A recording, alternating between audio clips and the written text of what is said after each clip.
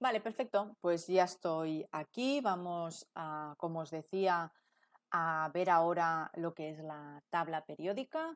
Al final lo que tenéis que saber un poco de la tabla periódica es pues, que se organiza en grupos, en periodos, también en bloques, el S, el D, el P, metales, no metales, ¿de acuerdo? Todo esto os recuerdo que lo tenéis en el resumen teórico que encontraréis en el link al curso.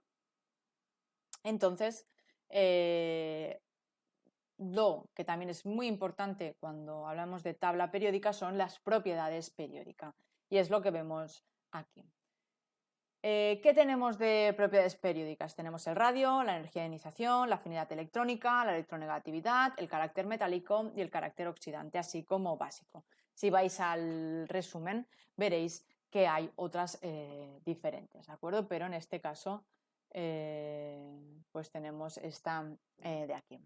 Entonces, las propiedades periódicas van en aumento o en disminución cuando vamos en un grupo y cuando vamos en un periodo. Así a grandes palabras podemos decir que aumenta el radio atómico cuando vamos hacia abajo y a la izquierda, disminuye la energía de ionización, disminuye la afinidad electrónica, disminuye la electronegatividad, que aumenta el carácter metálico y disminuye el carácter oxidante. Y esto no es porque sí, sino que se justifica a través pues, del número de electrones, a través de las capas, de la carga nuclear efectiva, y todo esto lo vamos a ir viendo en los siguientes ejercicios que vamos a ir haciendo. Entonces, antes de seguir, os quería decir que al igual que los otros temas, este es un tema muy introductorio en la química, entonces ya lo hemos hecho en cursos anteriores, tenemos estos dos links que podéis ver y donde se hablan de todas las propiedades periódicas, donde se habla de los grupos, de los periodos, que fijaros que en un ejercicio de antes hemos mirado, ¿no?, en qué grupo, en qué periodo estaban ciertos elementos, es decir, que es algo fácil, sencillo y que ahora repasaremos también a través de algunos ejercicios. Y como en el tema anterior y en todos los que vamos a ir haciendo, pues hemos buscado ejercicios de años anteriores, pues tantos de Asturias, como podéis ver aquí, como de la Comunidad Autónoma de Madrid y también de Andalucía. Pero creo que de Andalucía no hay ninguno porque en los últimos años no se ha hecho. Y al igual que en todos los demás temas, los que veis marcados con el átomo verde significa que lo hemos resuelto aquí en directo. Los que no resolvamos en directos tenéis el PDF de la sesión, así que vosotros podéis acceder a estos ejercicios y hacerlos por vuestra cuenta. Una vez los hagáis tenéis dos opciones. Una es enviarme la solución para que la corrija y si tenéis dudas, preguntarme las cosas que necesitéis. Y la otra opción es, ya sabéis que todas las resoluciones de los exámenes están colgadas en internet, podéis ver si está correcto. Si lo tenéis correcto, pues perfecto. Si no lo tenéis correcto y no sabéis dónde os equivocados, pues es cuando me lo podéis enviar y así pues yo os puedo ayudar. Una vez dicho esto, nos vamos a pasar otra vez a la tableta y hasta un poquito antes de y media vamos a estar resolviendo estos ejercicios. Pues vamos a empezar con este de junio de Asturias del 2021, donde nos dice que para la molécula de ácido metanoico, HCOOH, deduzca la estructura de Lewis y dibuje la geometría molecular del compuesto alrededor del átomo de carbono y del átomo de oxígeno del grupo OH, según la TRPCV, es decir, la teoría de la repulsión de los electrones de la capa de valencia, que es algo que vimos en la dos sesiones anteriores. Nos dice que a partir de la configuración electrónica de un anión X3 negativo, y nos da toda la configuración electrónica, que escribamos la configuración electrónica del elemento X en su estado fundamental y que indique su número atómico, el bloque y periodo de la tabla periódica al que pertenece. Pues va, si nos centramos en el primer apartado, como ya hemos visto anteriormente, lo que tenemos que hacer es su estructura de Lewis. La estructura de Lewis de este compuesto es esta de aquí, pero si lo que hacemos es dibujar su geometría, fijaros que respecto al átomo de carbono es una estructura AB3, es decir, es una triangular, carbono, oxígeno, hidrógeno, oxígeno, y a través del oxígeno es como la molécula de agua que hemos visto en la sesión anterior, donde los pares de electrones se repelen, es decir, es una angular. Así que respecto al carbono tenemos una trigonal plana. No sé escribir, la verdad que escribo fatal.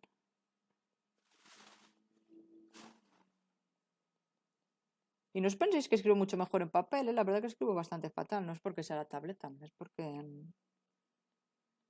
escribo fatal. Y del oxígeno es angular, como decíamos. Así que nos vamos al apartado D, que es el que realmente nos interesa, que es relacionado sobre la tabla periódica, donde nos dan la configuración electrónica de un anión X3-. ¿Qué significa que sea X3-?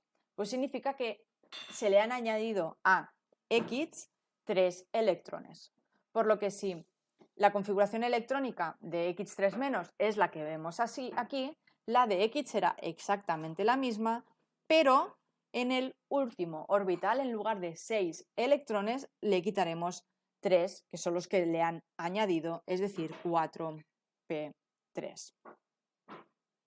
Así que, ¿cuál sería su número atómico, es decir, la Z? Pues si realizamos la suma, recordar que hasta el 3D son 30, pues con 6, con 3, 33 electrones, Z igual a 33, número atómico es 33. Pues ahora nos piden también el bloque y el periodo. Recordar que para el bloque y periodo tenemos que ver que n es igual al periodo y el número de electrones de la capa de valencia, que es ns, np, n-1d, es el grupo. En este caso, fijaros que tenemos 4s2, 3d10, 4p6. N de número mayor es 4, es decir, el grupo es 4, y el número de electrones de valencia son 2, 10, 12 y 6, 18 electrones. No, es que no son 6, son 3. Perdonad. Me estoy fijando todo el rato en la de arriba y no en la de la configuración del elemento en estado fundamental, es decir, 15 electrones. Esto implica que el periodo es 15. Por último, también nos dice que qué bloque pertenece. Recordar que en la tabla periódica, si tenemos esto de aquí, tenemos el bloque S, el bloque P y el bloque D. En el bloque D siempre la cap va de D1 a D9. En el bloque S, S1, S2 y en el bloque P de P1 a P6. Entonces, como este es 4P3, estaría exactamente aquí en medio, así que pertenece al bloque P. Pues vamos a mirar otro ejercicio, en este caso de Madrid, del año 2022, es decir, justamente del año pasado. Este primer ejercicio en Madrid, siempre el primer ejercicio, el A1 de los últimos años ha estado relacionado con la tabla periódica. Pues bien, nos dice que considere los elementos A, un halógeno cuyo anión contiene 18 electrones, y B, un metal alcalino térreo del tercer periodo, y C, un elemento del grupo 16 que contiene 16 electrones. A, identifique los elementos A, B y C con su nombre y símbolo y escriba la configuración electrónica de cada uno de ellos en su estado fundamental. Y B, justifique si las siguientes afirmaciones son verdaderas o falsas. La B1 es que el elemento C es el que presenta una mayor energía de ionización Y la B.2 es que el elemento con mayor radio atómico es el B. Pues vamos paso a paso. Primero vamos a apuntar la información que tenemos, donde A es un halógeno, es decir, del grupo 17, cuyo anión, es decir, A negativo, tiene 18 electrones. Perfecto. El B nos dice que es un metal alcalinotérreo. Recordar que los alcalinotérreos son los del grupo 2, así que será S2, su configuración final, del tercer periodo, es decir, N es igual a 3. Y después de C nos dice que es del grupo 16, que contiene 16 electrones, porque el grupo es la capa final. Pues en el punto A nos dice que los tenemos que identificar con su nombre y símbolo y escribir la configuración electrónica. Pues yo lo primero que haría sería realizar la configuración electrónica. Del elemento A hemos dicho que es del grupo 17, por lo que tiene 17 electrones. Esto también lo podemos deducir a través de que tiene 18 electrones su anión, por lo que al ser un halógeno, los halógenos solo pueden tener carga negativa -1, el número Z de A es igual a 17. Pues no sé por qué he escrito 16. Si Z es igual a 17, es 1s2, 2s2, 2p6, 3s2, 3p5. Recordar que este número de aquí, el número cuántico principal, nos está diciendo el periodo 3, y el grupo nos da el número de electrones, que en este caso es 7.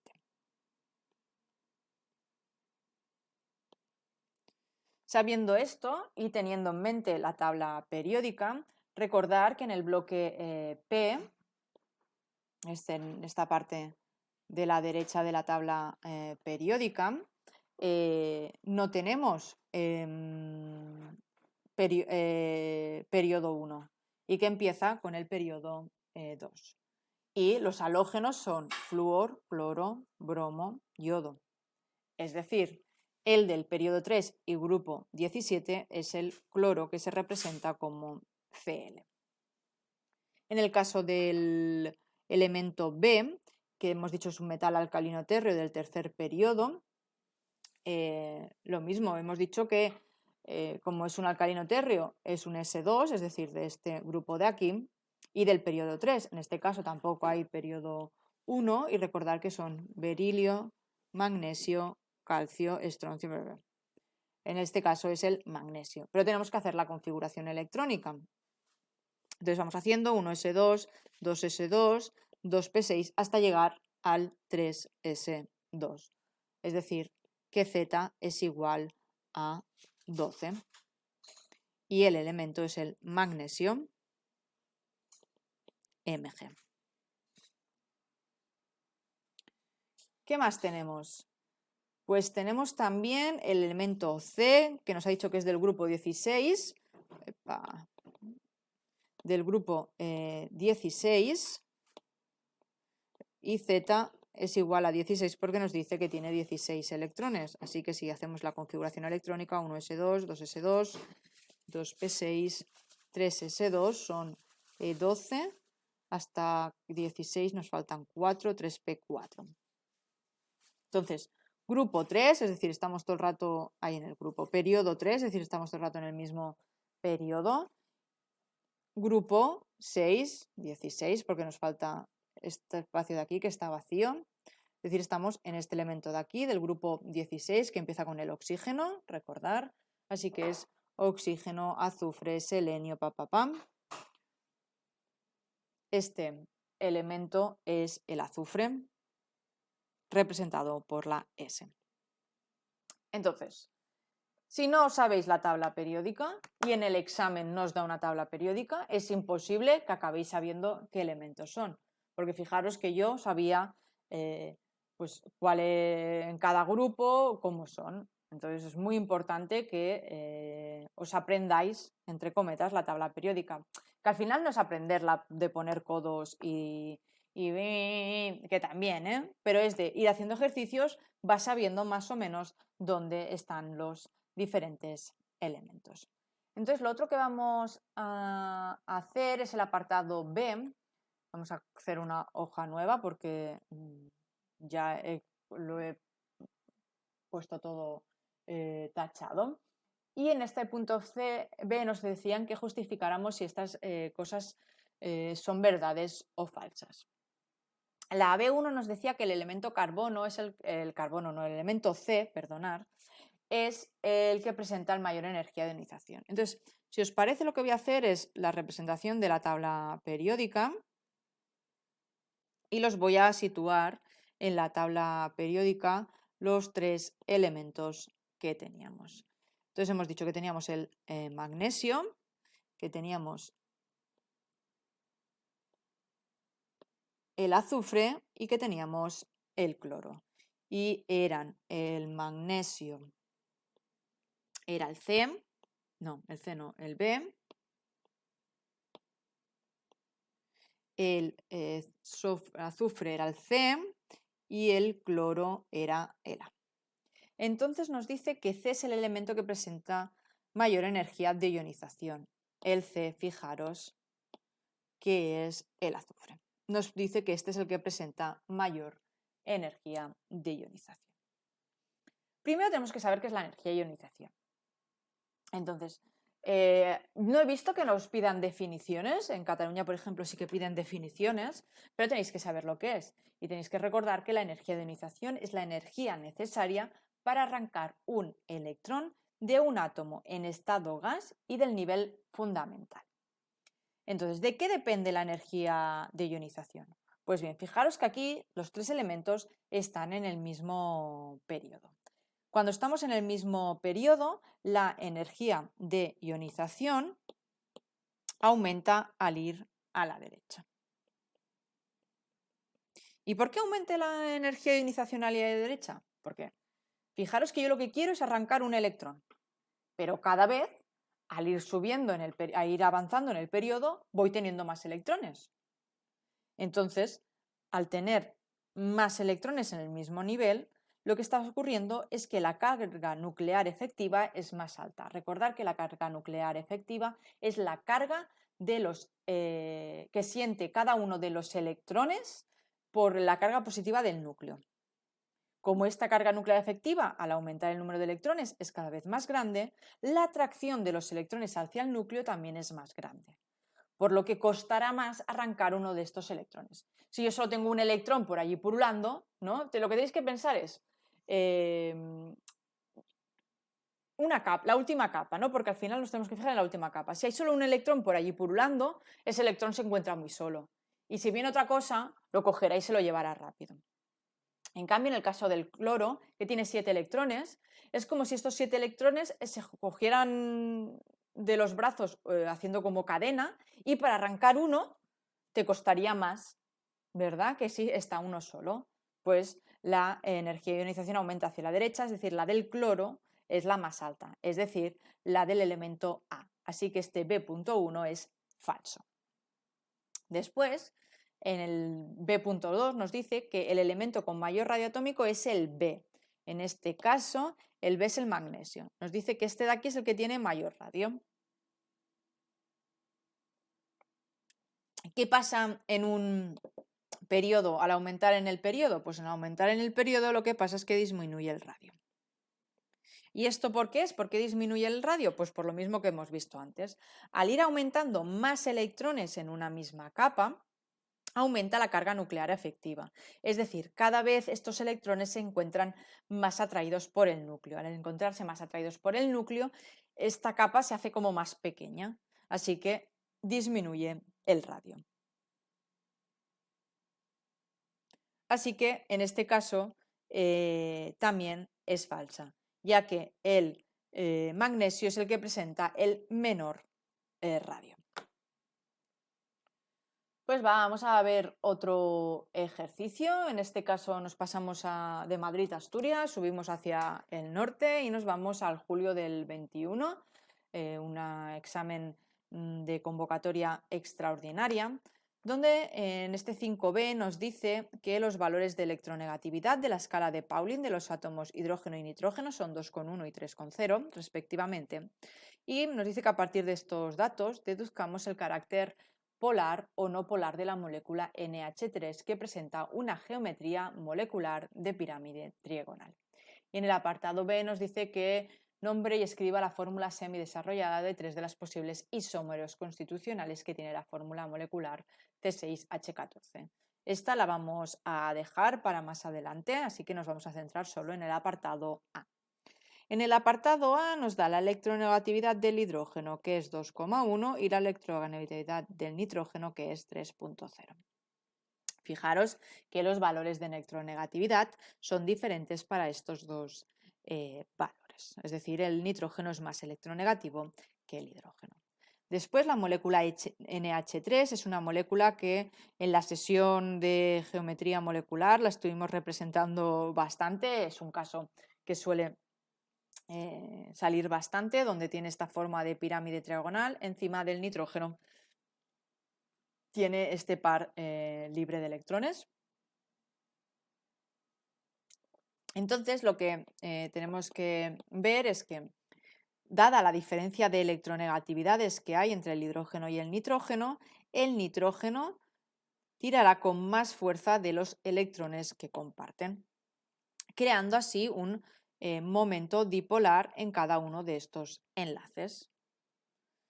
La suma de estos momentos dipolares no es cero, no se compensan entre sí, sino que lo que hace es crearse un momento dipolar de la molécula, generando cierta carga negativa en una parte de la molécula y cierta carga positiva en la otra. Y por esto podemos deducir el carácter polar de la molécula de NH3. Bien sencillo. Rápido, es un ejercicio que mezcla un poco lo que es tabla periódica con estructura, es más bien estructura, pero bueno, como tenía esto de las electronegatividades y no habíamos llegado a este punto, quería hacerlo hoy. Recordar que es verdad que no lo hemos dicho, que la electronegatividad es la capacidad que tiene un átomo para atraer los electrones de un enlace hacia él mismo. Cuando se unen un átomo muy electronegativo y un átomo muy electropositivo, es decir, un metal con un no metal, lo que ocurre es que el átomo muy electronegativo tiene tanta fuerza respecto al electropositivo, al menos electronegativo, que tiene mucha tendencia a cederlos, que al final pues le da completamente el electrón y él se queda con uno menos, con carga positiva.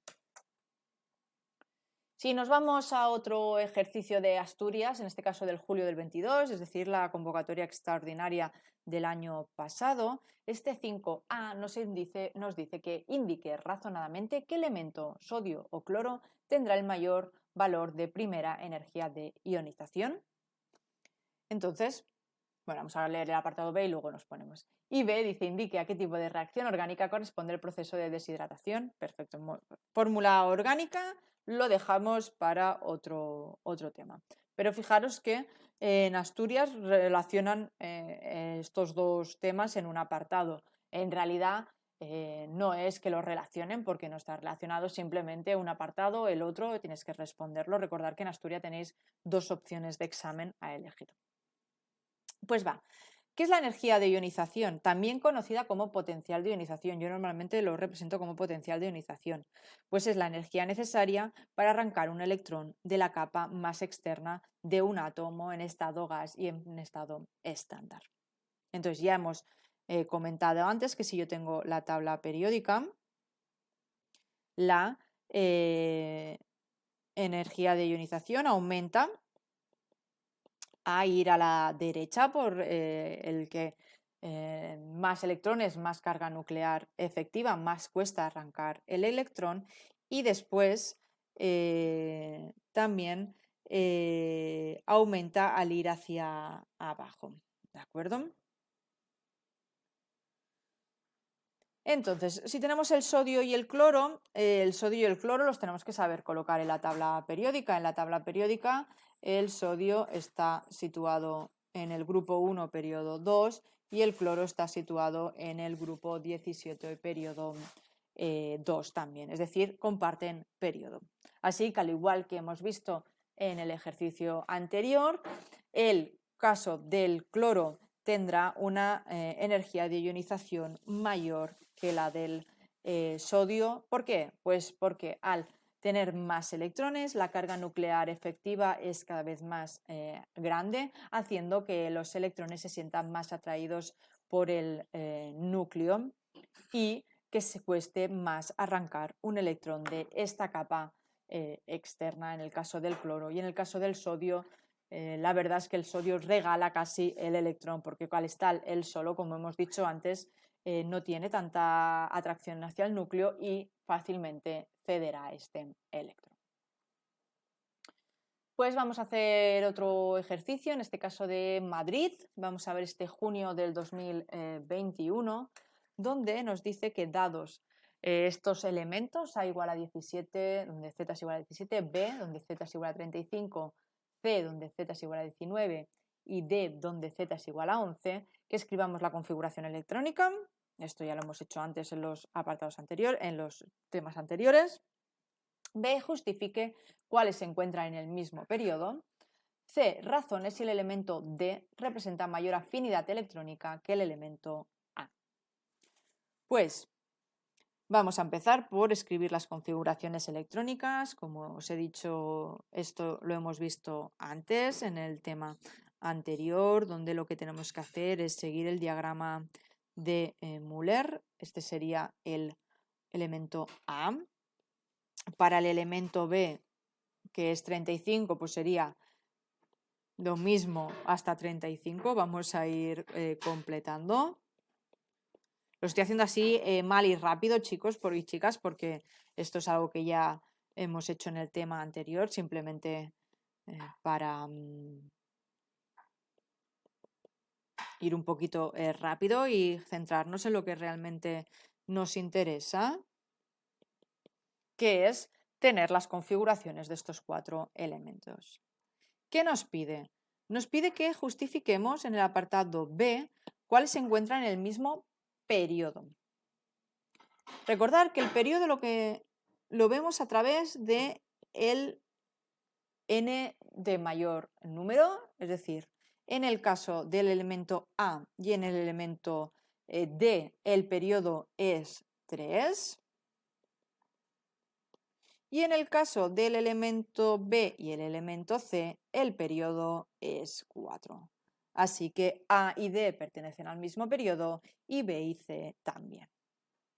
Y por último, nos dice que razonemos si el elemento D presenta mayor afinidad electrónica que el elemento A. Pues bien,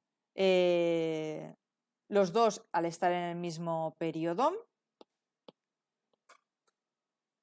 es decir, si los representamos en la tabla periódica, estarían por aquí.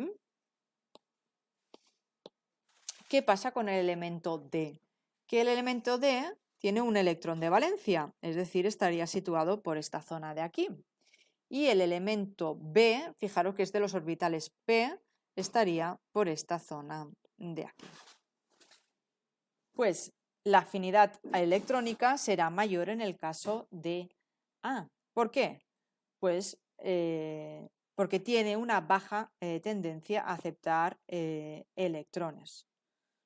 Fijaros que este orbital D, más que este elemento D, más que aceptar electrones, lo que quiere es cederlos, como hemos visto antes, por el potencial de ionización, porque recordad que la afinidad electrónica, perdonadlo, que no os lo he explicado, es la capacidad para aceptar un electrón. Entonces, al ir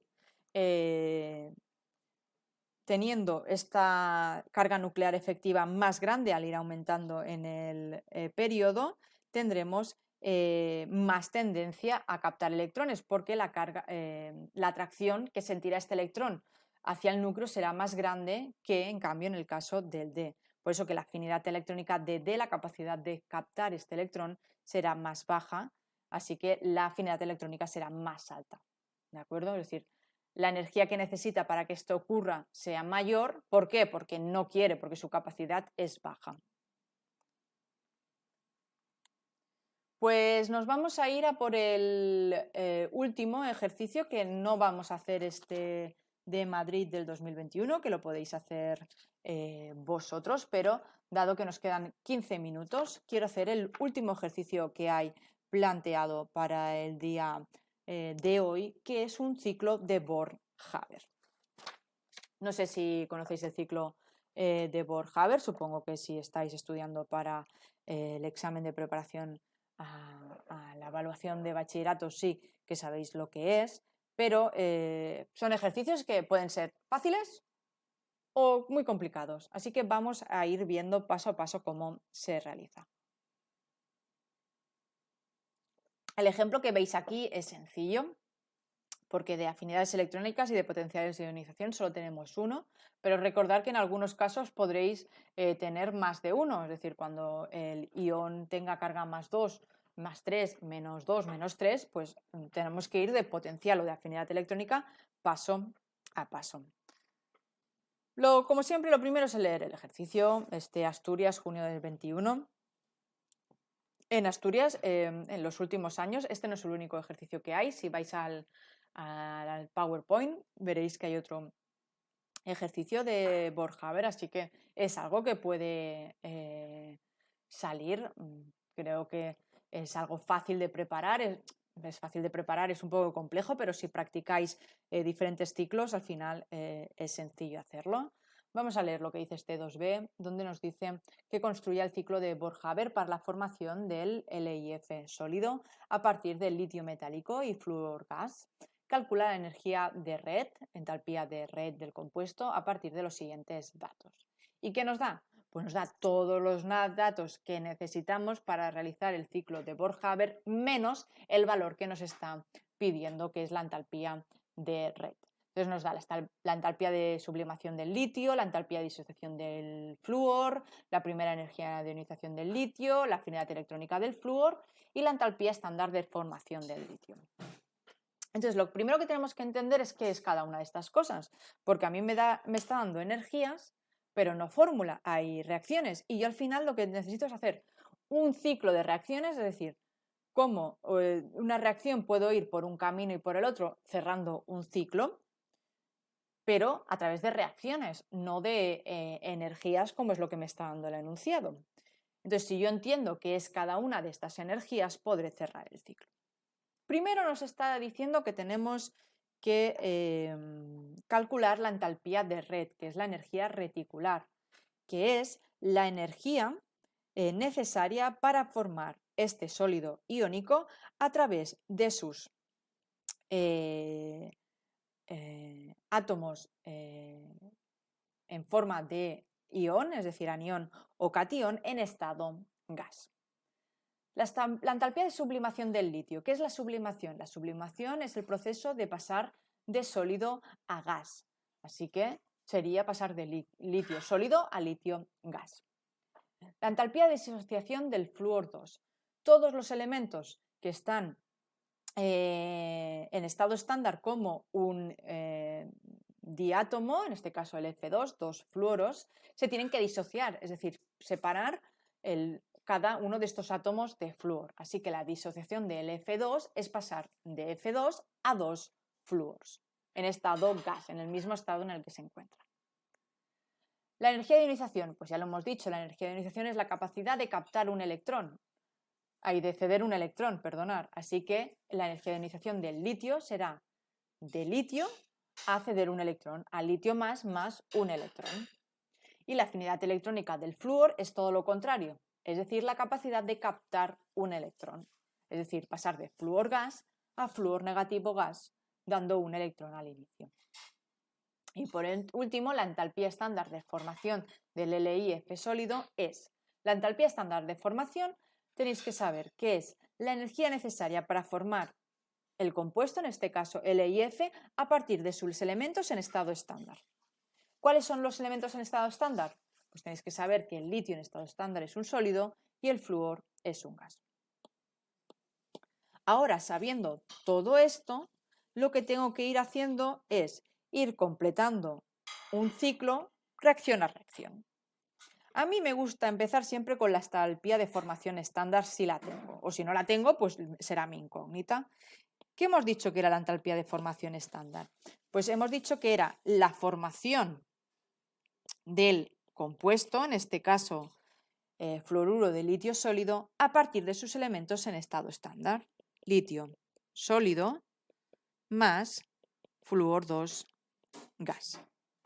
Recordar que hemos de igualar las reacciones.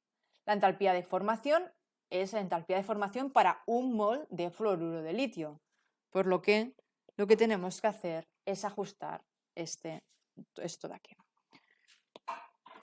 Y este valor de esta reacción es la entalpía de formación. Ahora, fijaros que a la derecha tenemos el fluoruro de litio sólido. ¿Qué otra reacción teníamos que nos estaba relacionando esto? Pues es el valor que nos está pidiendo, que es la energía de red. ¿Qué era la energía de red?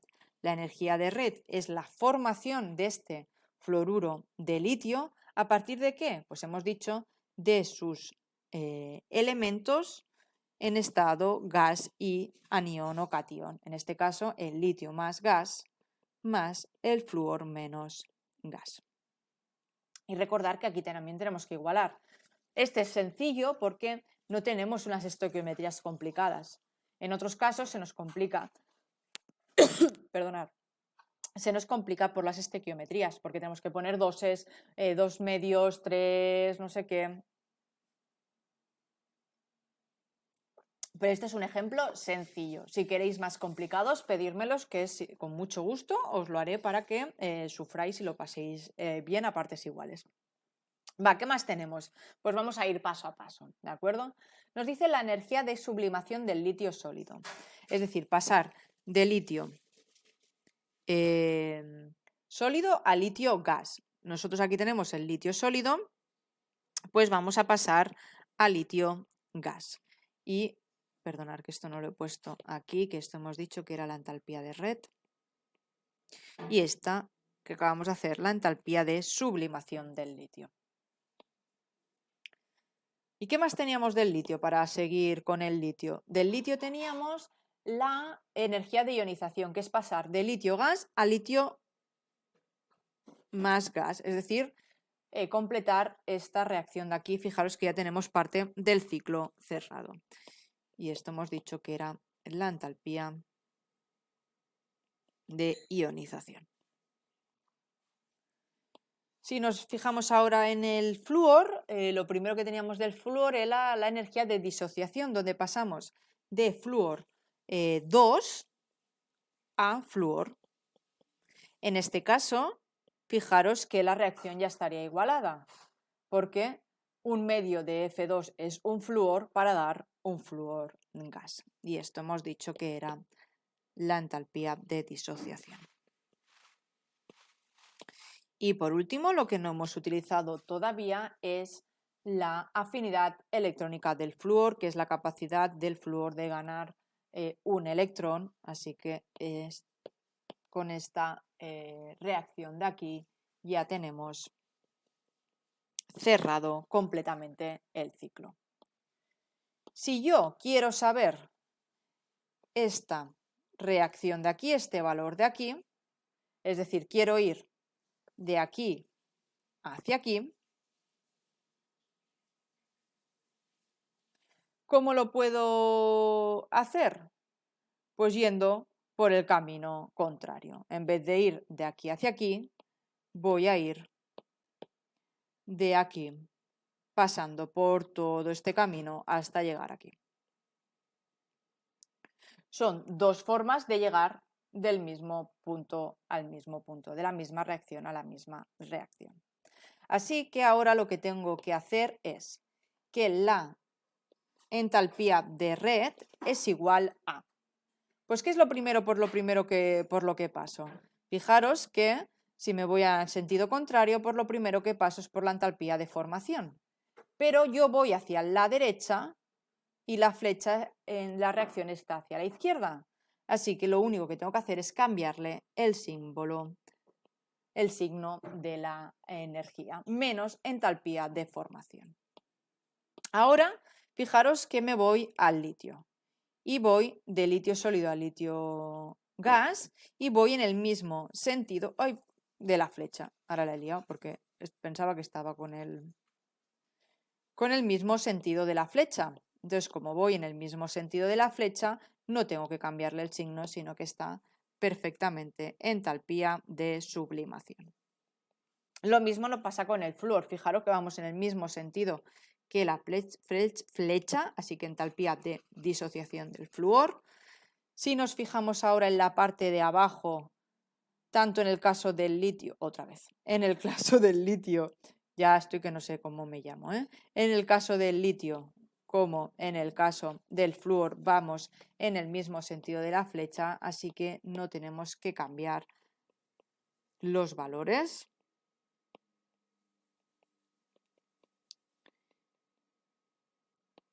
Y fijaros que en ninguno de los casos de las reacciones hemos tenido que multiplicar la reacción por ningún valor. Así que fijaros que tampoco estoy multiplicando las entalpías por ningún valor.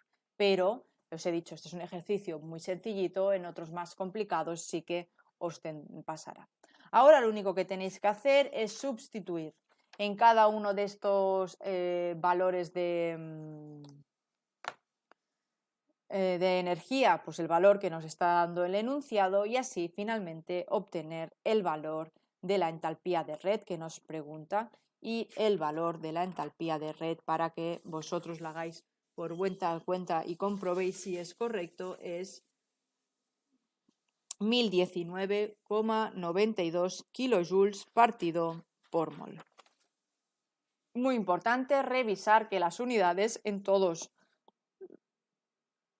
los casos sean las mismas y muy importante también que a la hora de dar el resultado pongáis las unidades, ¿de acuerdo? Es algo que especifica en las correcciones que si no está bien indicado os pueden restar puntos.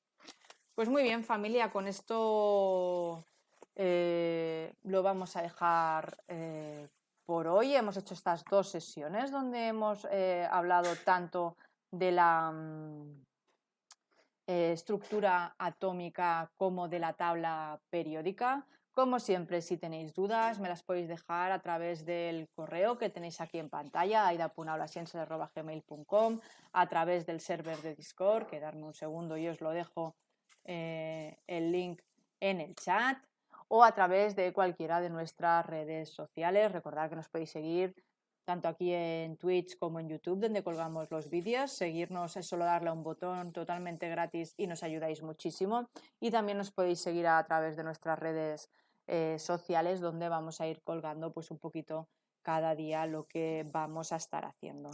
Nos vemos la semana que viene, nos vemos el miércoles o jueves. Martes realizaremos estas dos mismas sesiones en catalán. Y miércoles y jueves lo que haremos es avanzar con la sesión en castellano, donde nos vamos a centrar en radiación y también en caracterización molecular. Y el otro día estaremos resolviendo dudas. Así que si tenéis dudas de estos ejercicios o cualquier otros ejercicios de química, decírmelo y los resolvemos en directo. Así que, como siempre, familia, recordar que el conocimiento es poder y que la ciencia puede ser divertida. Que tengáis buen fin de... Adiós.